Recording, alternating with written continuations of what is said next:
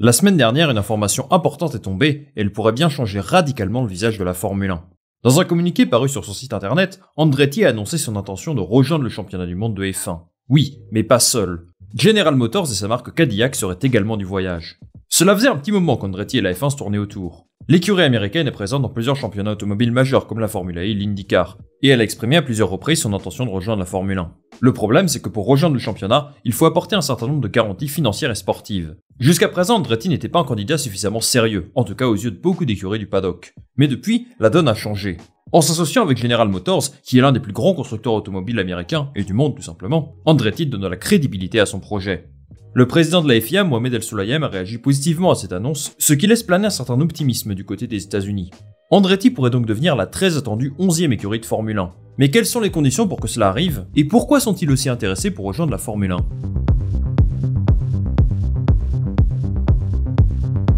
S'il y a seulement 10 écuries en Formule 1 depuis 2017, il y a une explication très simple. Rouler dans cette discipline coûte très cher et nécessite un savoir-faire technique unique en son genre. Derrière chaque monoplace, il y a des infrastructures de très haut niveau, qui sont très onéreuses, et des équipes allant de 600 à 1000 personnes. Vous comprenez donc que devenir une écurie de Formule 1 est un projet assez complexe. Pourtant, Mohamed Ben Sulayem a annoncé avoir demandé à son équipe d'évaluer les propositions des structures intéressées, avec comme objectif d'accueillir de nouvelles écuries dans le championnat du monde de Formule 1. Pour devenir une écurie de F1, le règlement stipule un certain nombre de conditions. D'abord, il faut postuler entre le 21 octobre et le 1er novembre pour participer à la prochaine édition du championnat. Ensuite, il faut demander une licence à la FIA et payer un droit d'entrée de 200 millions de dollars pour que la candidature soit considérée comme valide. Une fois ce droit d'entrée payé, l'écurie doit choisir un nom d'équipe, un nom de châssis, un moteur, signer un accord selon lequel l'équipe participera à chaque épreuve du calendrier de la F1 et choisir 2 pilotes pour représenter l'équipe. La FIA fera alors une enquête pour vérifier les antécédents de l'équipe et de ses propriétaires, pour s'assurer qu'ils disposent des finances, des ressources et de l'expérience nécessaires pour assurer un avenir durable dans la discipline. La FIA et la FIA seule décident si oui ou non la candidature est valide. C'est un processus long et particulièrement secret. Peu d'informations circulent sur les méthodes d'évaluation. Une fois ce processus terminé, l'équipe peut enfin créer sa voiture conformément au règlement de la saison à venir. C'est fait, vous avez officiellement créé votre écurie de Formule 1. A noter qu'un maximum de 26 voitures sont autorisées sur la grille, donc on pourrait voir un jour 13 écuries en Formule 1. Il reste 3 places restantes, et Andretti Cadillac pourrait prochainement réserver son siège. Pour comprendre exactement où il souhaite aller, on va reprendre ensemble le communiqué publié sur leur site le 5 janvier dernier.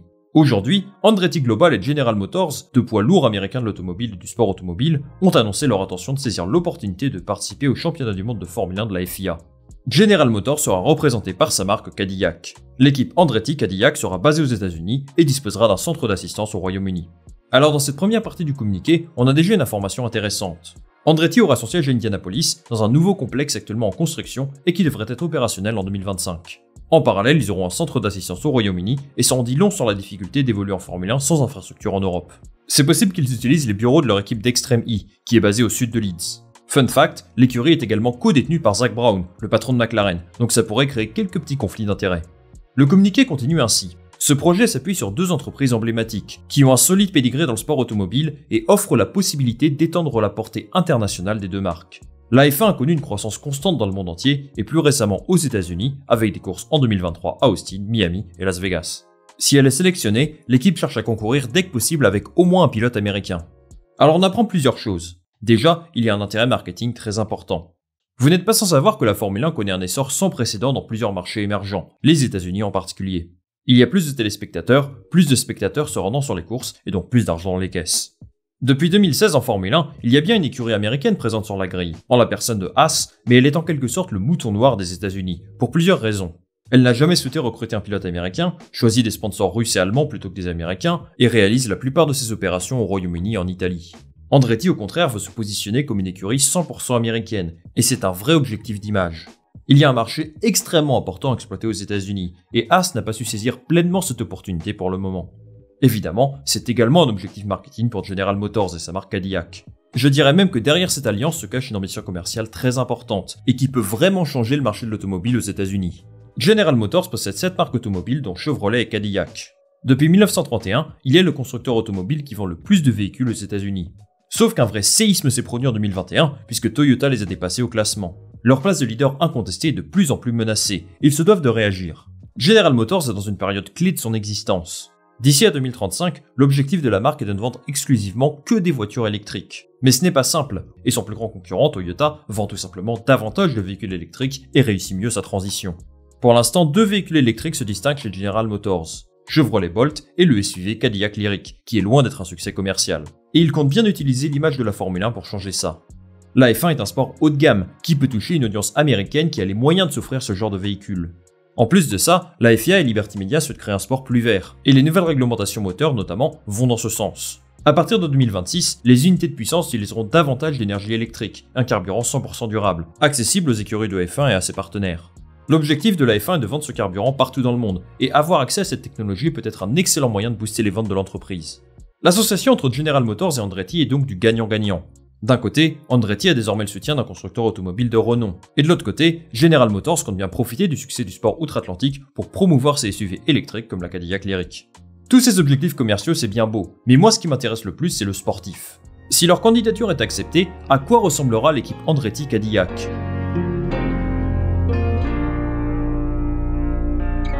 Dans leur communiqué, Andretti et General Motors n'ont pas précisé l'année où ils souhaiteraient rejoindre la Formule 1, mais tout indique que cela pourrait arriver en 2026. D'un point de vue réglementaire, c'est le meilleur moment.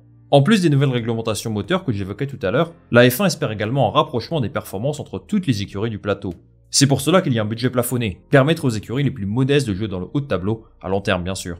C'est également la raison pour laquelle Audi rejoint la Formule 1. Être compétitif dès le départ est un objectif réaliste, sur le papier en tout cas. Alors à quoi pourrait ressembler une équipe Andretti Cadillac en 2026 ? A priori, les 2 monoplaces seraient produites et assemblées dans le nouveau centre technologique d'Andretti, à Indianapolis. En parallèle, Cadillac souhaite devenir la marque référence de sport automobile de General Motors.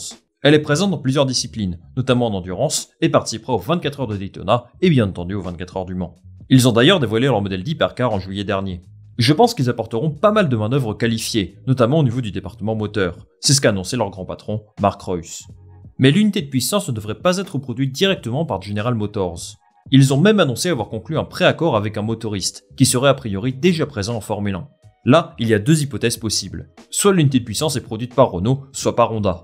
En ce qui concerne Renault, Andretti avait a priori un accord avec eux lorsqu'il souhaitait rejoindre la Formule 1 seul, sans partenariat avec Cadillac. Mais est-ce que l'arrivée de General Motors peut changer l'équation ? Difficile à dire pour l'instant, mais l'hypothèse d'une écurie Andretti Cadillac Renault n'est pas inenvisageable. À moins qu'Honda ait conclu un accord avec General Motors, et l'hypothèse tient aussi la route.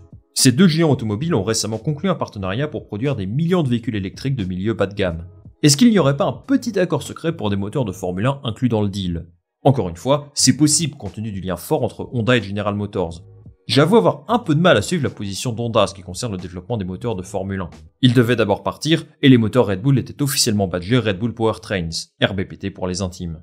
Mais au final, le nom Honda revient sur les moteurs Red Bull à partir de l'année prochaine, et ils seront là jusqu'en 2025. Mais si jamais ils venaient à s'engager avec Andretti, ça pourrait aussi avoir des conséquences indirectes sur Red Bull et AlphaTauri. Enfin, quel duo de pilotes Andretti pourrait-elle aligner en 2026 ? Une chose est sûre, il y aura un pilote américain, et comment ne pas penser à Colton Herta ? Herta aurait pu signer en Formule 1 cette saison, mais il ne possédait pas suffisamment de points sur sa super licence pour prétendre à un siège de titulaire. S'il avait décroché sa super licence, il serait sans aucun doute à la place de De Vries chez AlphaTauri. Aujourd'hui, devinez dans quelle écurie il pilote en IndyCar. Évidemment, chez Andretti, et il est certainement l'un des jeunes pilotes les plus talentueux de la discipline. Herta a participé à pas mal de tests en F1 et il devrait être le premier pilote de F1 d'Andretti si leur candidature est acceptée. Mais 2026 c'est loin, alors on verra s'il a toujours le niveau suffisant pour piloter en Formule 1. Ensuite, il faut trouver un deuxième pilote pour l'accompagner. Et si Andretti veut créer un line-up 100% américain, Logan Sargent apparaît comme un choix évident. Avec Herta, il est le pilote américain le plus prometteur, mais tout dépendra de sa progression avec Williams. Pas sûr qu'il le prenne s'il ne fait qu'une seule saison en F1. A priori, je ne pense pas qu'avoir de pilotes américains soit une nécessité absolue pour eux, donc difficile de dire qui pourrait accompagner Colton Herta en 2026. Andretti Cadillac est donc un candidat très sérieux à un siège en Formule 1, et je pense que leur candidature sera acceptée. Andretti seul était déjà capable de déposer un dossier solide, alors je ne vois pas vraiment comment ça ne pourrait pas le faire avec le soutien d'un géant comme General Motors. Alors attention tout de même, je m'enregistre rapidement parce qu'une info vient de sortir pendant que je faisais le montage. A priori, certaines écuries ne sont pas ultra chaudes d'accueillir une 11e équipe en F1, principalement pour des raisons économiques. On parle surtout de Mercedes et de Toto Wolff. En tout cas, ça pourrait avoir des conséquences, et si tout ça se confirme, j'en ferai une autre vidéo.